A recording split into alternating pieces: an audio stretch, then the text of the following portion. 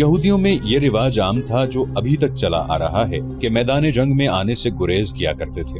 وہ ایسی چال چلتے تھے کہ اپنے دشمن کو آپس میں لڑا دیا کرتے تھے۔ اس کے لیے وہ دولت کے ساتھ ساتھ اپنی بیٹیوں کی عصمت بھی ایک کامیاب حربے کے طور پر استعمال کرتے تھے۔ یہودیوں کے معاشرے اور مذہب میں عصمت اور آبرو کی کوئی قدر و قیمت نہیں تھی، لیکن یہ لڑکی اپنی قوم سے بہت ہی مختلف ثابت ہوئی۔ وہ بوڑھے یہودی پر ٹوٹ ٹوٹ پڑتی اور کہتی تھی کہ مسلمانوں کا قلع قمع ہو جاتا تو وہ فخر سے کہتی کہ اس نے اس مقصد کے لیے اپنی عصمت کی قربانی دی ہے، اور وہ یہ بھی کہتی تھی کہ کاہن نے انہیں دھوکہ دیا ہے۔ رات کو جب بوڑھا یہودی گہری نیند سویا ہوا تھا، یہ لڑکی اٹھی۔ اس نے خنجر اپنے تکیے کے نیچے رکھا ہوا تھا۔ اس نے خنجر نکالا اور اپنے کپڑوں کے اندر چھپا لیا۔ وہ دبے پاؤں باہر نکل گئی۔ ہم جانتے تھے کہ ہمارا جادو تمہیں ایک بار پھر ہمارے پاس لے آئے گا، کاہن اس لڑکی سے کہہ رہا تھا۔ آؤ، دروازے پر کھڑی کیا کر رہی ہو؟ لڑکی آہستہ آہستہ آگے بڑھی اور کاہن کے قریب جا گئی۔ جادو نہیں، انتقام کہو، لڑکی نے اپنی دھیمی آواز میں کہا۔ اس میں قہر اور غضب چھپا ہوا تھا۔ مجھے انتقام کا جادو یہاں تک لے آیا ہے، کیا کہہ رہی ہو لڑکی؟ کاہن نے حیرت زدہ مسکراہٹ سے کہا، تم مالک بن عوف سے انتقام لینا چاہتی ہو؟ وہ جا چکا ہے، وہ مجھے قتل کرنے آیا تھا۔ کیا کوئی انسان اتنی جرت کر سکتا ہے کہ لات کے کاہن کو قتل کر دے؟ ہاں، لڑکی نے کہا، ایک انسان ہے جو لات کے کاہن کو قتل کر سکتا ہے۔ وہ لات کا پجاری نہیں، وہ میں ہوں، خدائے یہودا کی پجارن۔ لڑکی نے پلک جھپکتے کپڑوں کے اندر سے خنجر نکالا اور کاہن کے دل میں اتار دیا۔ اس کے ساتھ ہی لڑکی نے کاہن کے منہ پر ہاتھ رکھ دیا کہ اس کی اونچی آواز نہ نکل سکے۔ لڑکی نے خنجر نکالا اور کاہن کی شہرگ کاٹ دی۔ وہ بڑے اطمینان سے کاہن کے کمرے سے نکل آئی اور اس رستے جس سے وہ آئی تھی عبادت گاہ کے احاطے سے نکل گئی۔ مالک بن عوف اپنی خوابگاہ میں سر جھکائے بیٹھا تھا۔ اس کی چہیتی بیوی اس کے پاس بیٹھی تھی۔ غلام نے اطلاع دی کہ ایک اجنبی جوان عورت آئی ہے جس کے کپڑے خون سے لال ہیں اور اس کے ہاتھ میں خون آلود خنجر ہے۔ مالک بن عوف جو نیم مردہ نظر آ رہا تھا اچھل پڑا اور بولا کہ اسے اندر لے آؤ۔ اس کی اور اس کی بیوی کی نظریں دروازے پر جم گئیں۔ وہ جوان عورت دروازے میں آن کھڑی ہوئی اور بولی، جو کام تم نہیں کر سکے تھے وہ میں کر آئی ہوں، میں نے کاہن کو قتل کر دیا ہے۔ مالک بن عوف پر سناٹا طاری ہو گیا۔ اس کے چہرے پر خوف کی پرچھائیاں نظر آنے لگی۔ اس نے لپک کر تلوار اٹھائی اور نیام پرے پھینک کر لڑکی کی طرف بڑھا۔ اس کی بیوی راستے میں آ گئی۔ اس لڑکی نے جو کچھ کیا ہے ٹھیک کیا ہے، بیوی نے اسے کہا۔ تمہیں جھوٹے سہارے اور جھوٹے اشارے دینے والا مر گیا ہے، اچھا ہوا ہے۔ تم نہیں جانتی ہم پر کیا قہر نازل ہونے والا ہے، مالک بن عوف نے کہا۔ تم پر کوئی قہر نازل نہیں ہوگا، یہودی لڑکی نے کہا۔ کیا کاہن نے تمہیں کہا نہیں تھا کہ کاہن کا کوئی قتل نہیں کر سکتا، اور کاہن کی جب عمر پوری ہو جاتی ہے تو وہ دیوتا لات کے وجود میں تحلیل ہو جاتا ہے؟ اگر تم میں جرت ہے تو لات کے مجاوروں سے کہو کہ اپنے کاہن کی لاش لات کے وجود میں تحلیل کر دیں۔ اس کی لاش کو باہر رکھ دو، پھر دیکھو گدھ اور کتے کس طرح کھاتے ہیں۔ مالک بن عوف کی بیوی نے مالک کے ہاتھ سے تلوار لے لی اور پلنگ پر پھینک دی۔ ہوش میں آ عوف کے بیٹے، بیوی نے اسے کہا، اپنی قسمت اس شخص کے ہاتھ میں نہ دے جو ایک لڑکی کے خنجر سے قتل ہو گیا ہے۔ اس نے غلام کو بلایا اور اسے کہا، یہ لڑکی ہماری مہمان ہے، اس کے غسل اور آرام کا انتظام کرو۔ مالک بن عوف کے چہرے سے خوف کا تاثر دھلنے لگا۔ بیوی نے اس کے خیالوں میں انقلاب برپا کر دیا۔ صبح طلوع ہو رہی تھی جب شکست اور غم کے مارے ہوئے مالک بن عوف کو دو اطلاعیں ملی۔ ایک یہ کہ رات کو کاہن کا قتل ہو گیا ہے، اور مجاور یہ کہہ رہے ہیں کہ رات مالک بن عوف کے سوا کاہن کے کمرے میں اور کوئی نہیں گیا تھا، اور نہ رات کے وقت کسی کو وہاں جانے کی جرت ہو سکتی ہے۔ مجاوروں نے یہ مشہور کر دیا تھا کہ کاہن کو مالک بن عوف نے خود قتل کیا ہے یا قتل کروا دیا ہے۔ مالک بن عوف کو دوسری خبر یہ ملی کہ مسلمان جو طائف کی طرف بڑھتے چلے آ رہے تھے معلوم نہیں کدھر گئے ہیں۔ یہ خبر ایسی تھی جس نے مالک بن عوف کے حوصلے میں کچھ جان پیدا کر دی۔ اس نے تیز رفتار گھوڑوں پر 2-3 قاصد اس راستے کی طرف دوڑا دیے جو حنین سے طائف کی طرف آتا تھا۔ اس کے بعد وہ عبادت گاہ کی طرف چلا گیا۔ اس نے لوگوں کو بڑی مشکل سے یقین دلایا کہ وہ مقدس کاہن کو قتل کرنے کی جرت نہیں کر سکتا۔ لوگ پوچھتے تھے کہ پھر قاتل کون ہے؟ مالک بن عوف نے کہا کہ وہ قاتل کا سراغ جلد ہی لگا لے گا۔ وہ یہودی لڑکی کو سامنے نہیں لانا چاہتا تھا۔ اس نے لوگوں کی توجہ ادھر سے ہٹا کر مسلمانوں کی طرف کر دی جو طائف کو محاصرے میں لینے کے لیے آگے بڑھے آ رہے تھے۔ وہ عبادت گاہ کے اندر چلا گیا۔ اس نے مجاوروں کے ساتھ کسی طرح کا معاملہ طے کر لیا۔ لات کے پجاریوں، ایک بوڑھے مجاور نے باہر آ کر لوگوں کے ہراساں ہجوم سے کہا، ہمارے مقدس کاہن کو کسی نے قتل نہیں کیا، وہ دیوتا لات کے وجود میں گھل مل گیا ہے۔ دیوتا لات کے حکم سے اب میں کاہن ہوں، جاؤ اپنی بستی کو اس دشمن سے بچاؤ جو بڑھتا چلا آ رہا ہے۔ مالک بن عوف جب اپنے گھر پہنچا تو کچھ دیر بعد اس کے بھیجے ہوئے قاصد واپس آ گئے۔ انہوں نے اسے بتایا کہ اس راستے پر جو طائف کی طرف آتا ہے اس پہ مسلمانوں کا نام و نشان بھی نہیں ہے۔ مالک بن عوف نے اپنے آپ کو دھوکے میں نہ رکھا۔ اس نے اپنے قبیلے کے سرداروں سے کہا کہ محمد صلی اللہ علیہ وآلہ وسلم اپنے دشمن کو بخشنے والا نہیں، وہ کسی نہ کسی طرف سے جوابی وار ضرور کرے گا۔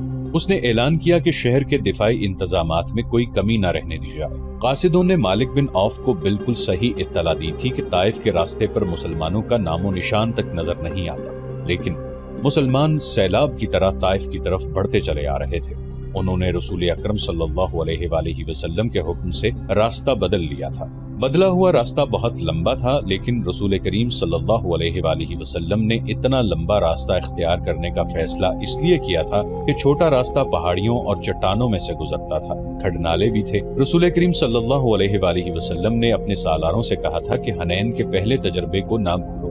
مالک بن عوف بڑا جنگجو ہے۔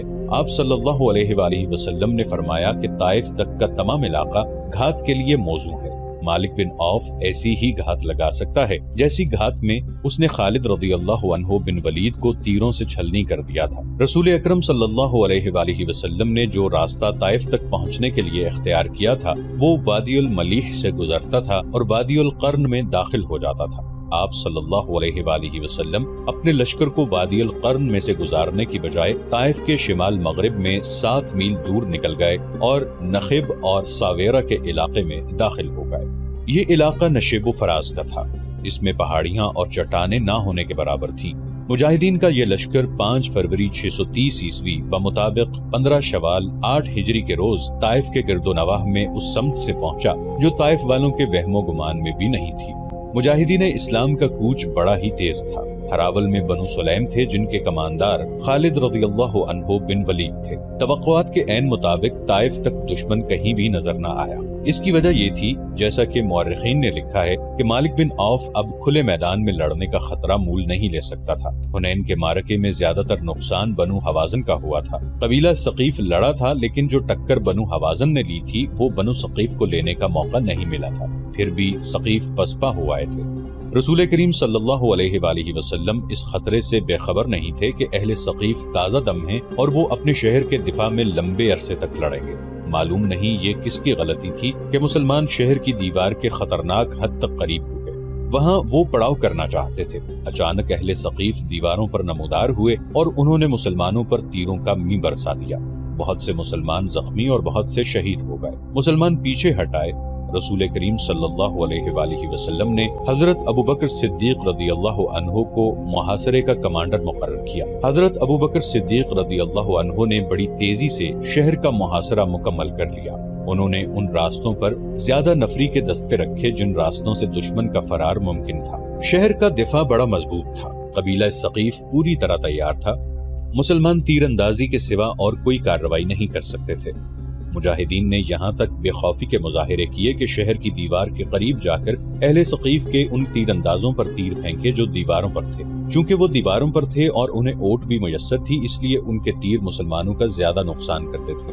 مسلمان تیر اندازوں کے جیش آگے بڑھتے اور پیچھے ہٹاتے تھے۔ مسلمانوں کے زخمیوں میں بڑی تیزی سے اضافہ ہو رہا تھا۔ محاصرے کے کمانڈر ابوبکر صدیق رضی اللہ عنہ کے اپنے بیٹے عبداللہ رضی اللہ عنہ بنو ثقیف کے تیروں سے شہید ہو گئے۔ 5 دن اسی طرح گزر گئے۔ تاریخ اسلام کی مشہور و معروف شخصیت سلمان فارسی رضی اللہ عنہ لشکر کے ساتھ تھے۔ جنگ خندق میں مدینہ کے دفاع کے لیے جو خندق کھودی گئی تھی وہ سلمان فارسی رضی اللہ عنہ کی جنگی دانش کا کمال تھا۔ اس سے پہلے عرب خندق کے طریقہ دفاع سے ناواقف تھے۔ اب سلمان فارسی رضی اللہ عنہ نے دیکھا کہ محاصرہ کامیاب نہیں ہو رہا تو انہوں نے شہر پر پتھر پھینکنے کے لیے ایک منجنیق تیار کروائی، لیکن یہ کامیاب نہ ہو سکی۔ سلمان فارسی رضی اللہ عنہ نے ایک دبابہ تیار کروائی۔ یہ لکڑی یا چمڑے کی بہت بڑی ڈھال ہوتی تھی جسے چند آدمی پکڑ کر آگے آگے چلتے تھے۔ خود اس کی اوٹ میں رہتے تھے اور اس کی اوٹ میں بہت سے آدمی قلعے کے اندر چلے جاتے تھے۔ سلمان فارسی رضی اللہ عنہ نے جو دبابہ تیار کروائی وہ گائے کی کھال کی بنی ہوئی تھی۔ ایک جیش اس دبابہ کی اوٹ میں شہر کے بڑے دروازے تک پہنچا۔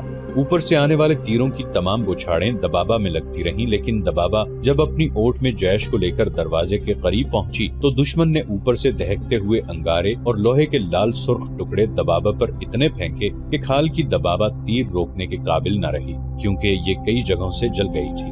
دبابہ چونکہ عربوں کے لیے ایک نئی چیز تھی جو پہلے ہی استعمال میں بیکار ہو گئی تھی، اس لیے وہ اسے وہیں پھینک کر پیچھے دوڑے۔ اہل ثقیف نے ان کے اوپر تیر برسائے جس سے کئی ایک مجاہدین زخمی ہو گئے۔ 10 دن اور گزر گئے۔ محاصرے اور دفاع کی صورت یہی رہی کہ مسلمان تیر برساتے ہوئے آگے بڑھتے تھے اور تیر کھا کر پیچھے ہٹاتے تھے۔ بنو ثقیف پر اس کا یہ اثر ہوا کہ ان پر مسلمانوں کی بے جگری اور بے خوفی کی دہشت طاری ہو گئی۔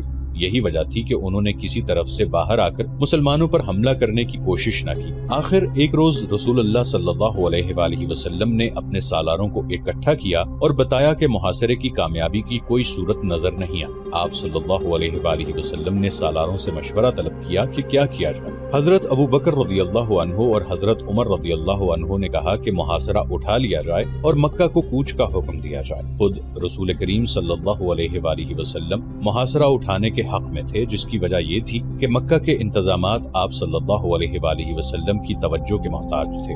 مکہ چند ہی دن پہلے فتح کیا گیا تھا۔ خطرہ تھا کہ طائف کا محاصرہ طول پکڑ گیا تو مکہ میں دشمن کو سر اٹھانے کا موقع مل جائے گا۔ 23 فروری 630 عیسوی بمطابق 4 ذیقعدہ 8 ہجری کے محاصرہ اٹھا لیا گیا۔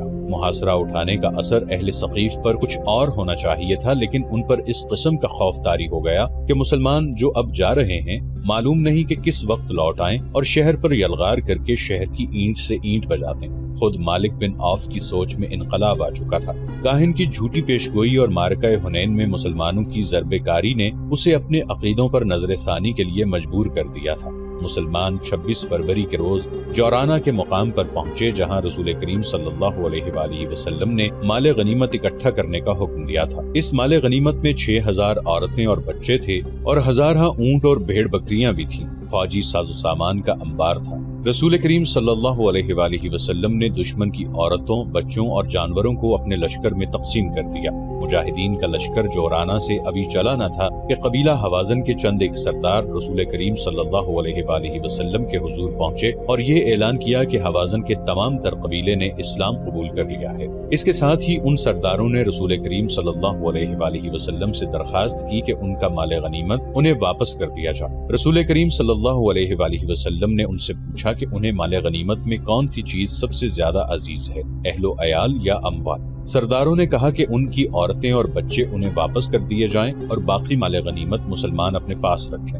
رسول کریم صلی اللہ علیہ وآلہ وسلم نے مجاہدین کے لشکر سے کہا کہ بنو حوازن کو ان کی عورتیں اور بچے واپس کر دیے جائیں۔ تمام لشکر نے عورتیں اور بچے واپس کر دیے۔ بنو حوازن کو توقع نہیں تھی کہ رسول کریم صلی اللہ علیہ وآلہ وسلم اس قدر فیاضی کا مظاہرہ کریں گے یا مجاہدین کا لشکر اپنے حصے میں آیا ہوا مال غنیمت واپس کر دیں گے۔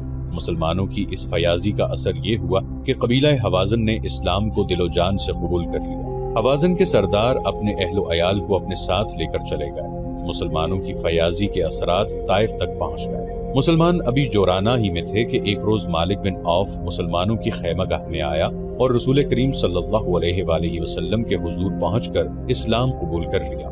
دیوتا لات کی خدائی ہمیشہ کے لیے ختم ہو گئی۔ مسلمان ایک عظیم جنگی طاقت بن گئے تھے، لیکن اسلام کا فروغ اس جنگی طاقت کی وجہ سے نہ تھا، بلکہ اسلام میں ایسی کشش تھی جو کوئی بھی اللہ کا یہ پیغام سنتا وہ اسلام قبول کر لیتا تھا۔ مسلمانوں نے اپنے جاسوس دور دور تک پھیلا رکھے تھے۔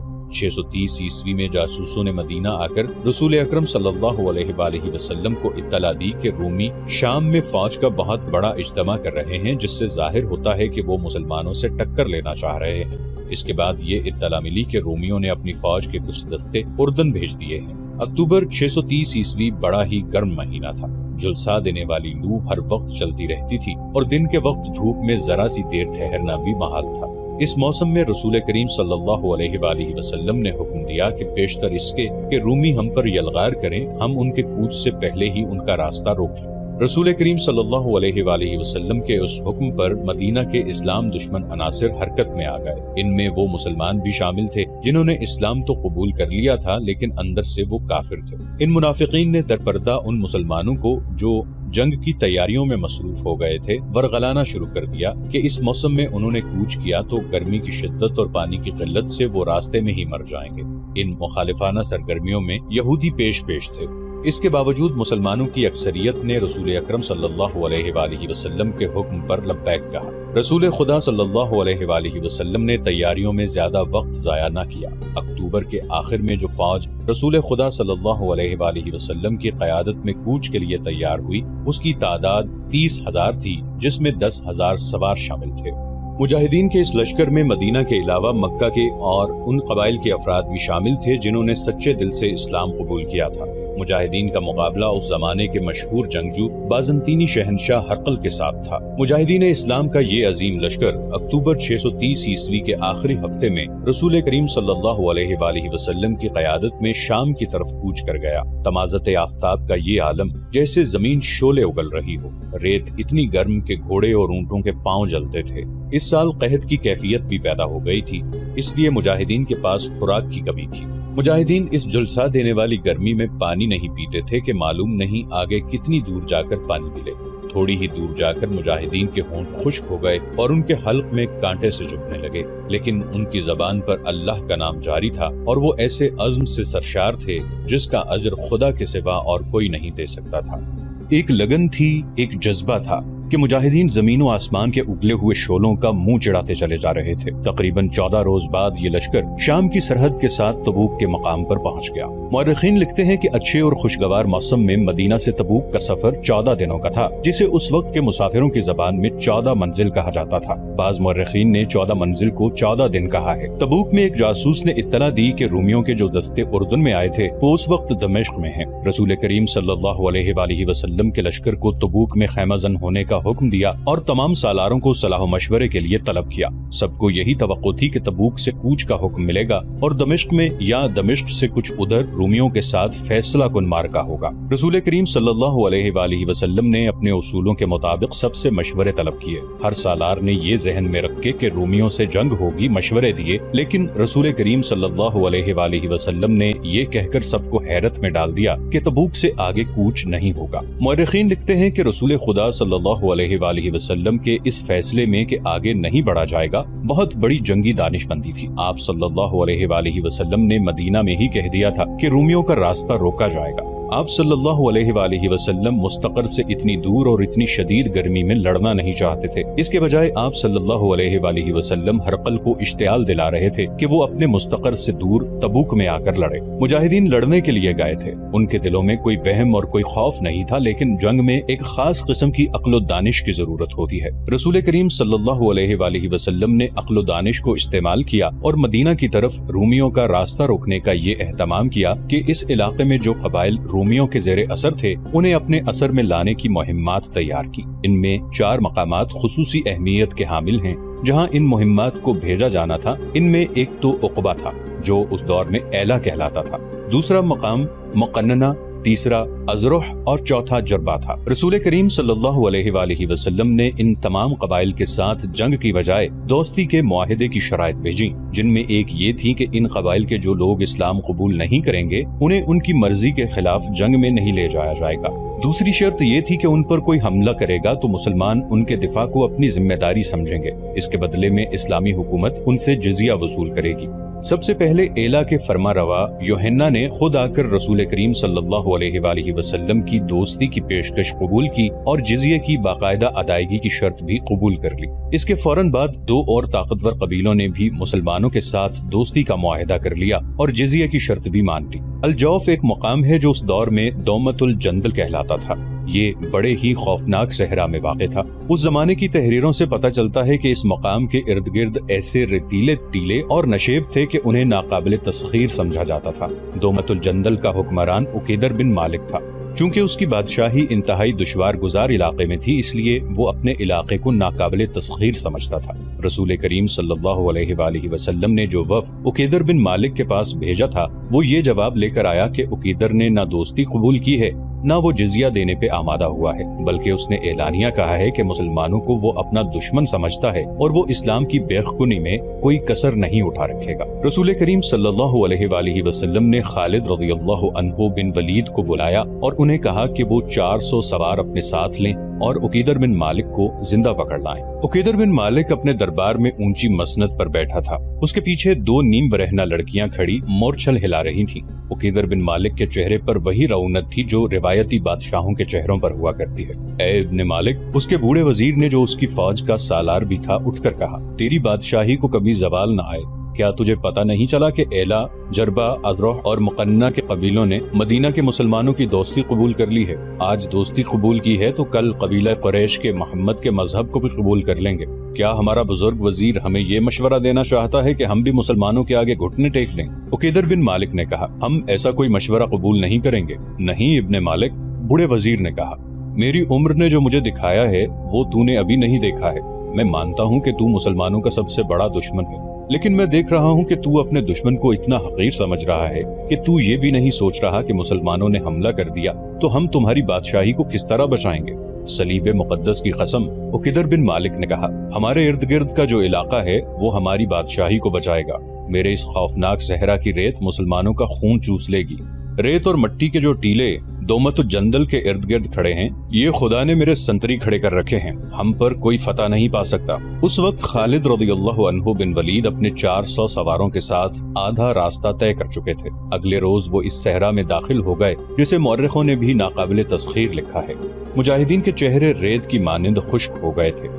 घोड़ों की चाल बता रही थी कि ये मुसाफत और प्यास उनकी बर्दाश्त से बाहर हुई चली जा रही है। लेकिन खालिद बिन वलीद रज़ियल्लाहु अन्हु की क़यादत मुजाहिदीन के दिलों में नई रूह फूंक रही थी। दोमतुल जंदल अच्छा खासा शहर था। इसके इर्द गिर्द दीवार थी। खालिद रज़ियल्लाहु अन्हु बिन वलीद उसके करीब पहुंच गए और अपने सवारों को एक वसी नशेब में छुपा दिया। मुजाहिदीन की जिस्मानी कैफियत ऐसी थी कि उन्हें कम से कम 1 दिन और 1 रात आराम की जरूरत थी। लेकिन खालिद रज़ियल्लाहु अन्हु ने अपने सवारों को तैयारी की हालत में रखा। सूरज गुरूब हो गया, फिर रात गहरी होने लगी। चांद पूरी आबोताब से चमकने लगा। सहरा की चांदनी बड़ी शफाफ हो गई। खालिद रज़ियल्लाहु अन्हु बिन वलीद अपने एक आदमी को साथ लेकर शहर की दीवार की तरफ चल पड़े। वो जायजा लेना चाहते थे कि शहर का मुहासरा किया जाए, जिसके लिए 400 सवार काफी नहीं थे।